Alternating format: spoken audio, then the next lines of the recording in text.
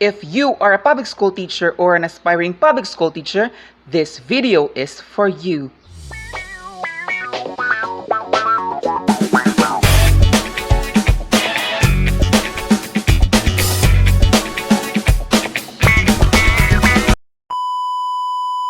Welcome back to my channel. If you're new to this channel, please don't forget to subscribe and hit the bell button for you to be updated on the latest happenings in the Department of Education. If you are one of the public school teachers who are planning to serve for the next elections, here is one good news to all of us.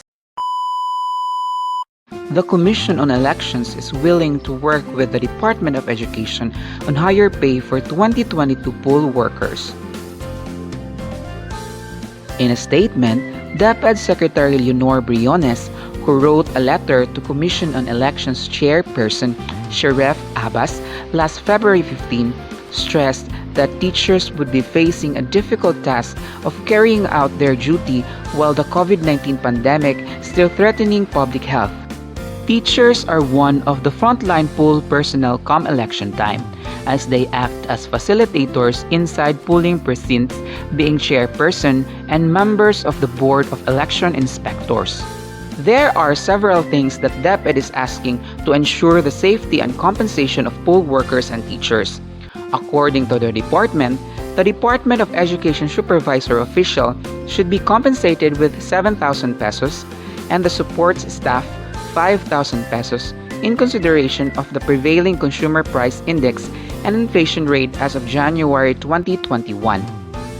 Based on the proposal of the department, the recommended compensation for the chairperson of electoral boards is 9,000 pesos, while the members of the board will have 8,000 pesos. Moreover, the department asked for the grant of honoraria for the selected members of the Comelec DepEd monitoring and coordination teams from the central and field offices under the 2022 DepEd Election Task Force. These teams will ensure that teachers will be provided with adequate information, technical and legal assistance in performing their respective roles in the election. The Department of Education thank our teacher volunteers for continuing to be on the front line of the foremost exercise of democracy in the country. While the elections are still over a year away, it remains unclear whether the country would be able to beat the COVID-19 pandemic even before the 2022 elections. As of Thursday, the country now has 183,527 active COVID-19 cases after 11,429 new infections were confirmed by the Department of Health. The death toll, meanwhile, is at 15,594. The Commission on Elections is willing to work with the Department of Education regarding its request to provide additional pay for teaching and non-teaching personnel serving as poll workers in the 2022 elections. Comelec spokesperson James Jimenez issued the statement on Thursday after Education Secretary Leonor Briones wrote to Comelec to increase the honoraria for poll workers amid the coronavirus disease COVID-19 pandemic. The Comelec recognizes the invaluable role played by teachers in ensuring the success of election, Mr. Jimenez told GMA News. Meanwhile, DepEd said teachers should only work for a maximum of 8 hours, including the preparation and the post-election activities. It added that funds must be provided for the maintenance and repair of schools that will be used as voting centers. The 2022 elections will be held on May 9, 2022. Our source is from GMA News. Comelec gives positive response to the proposed higher compensations for teachers in the coming election. The Commission on Elections had a positive response to the recent request of DepEd for higher pay or compensation to the public school teachers who will perform as Board of Election Inspectors to the upcoming election.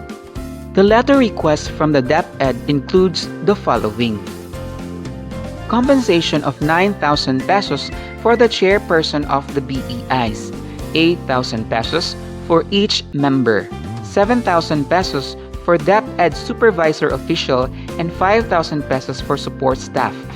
500 pesos per day COVID-19 hazard pay for the authorized poll workers, provision for on-site swab testing and other health services, 1,000 pesos allowance for food and water, 2,000 pesos for transportation expenses, and funding for the maintenance and repair of schools used as voting centers.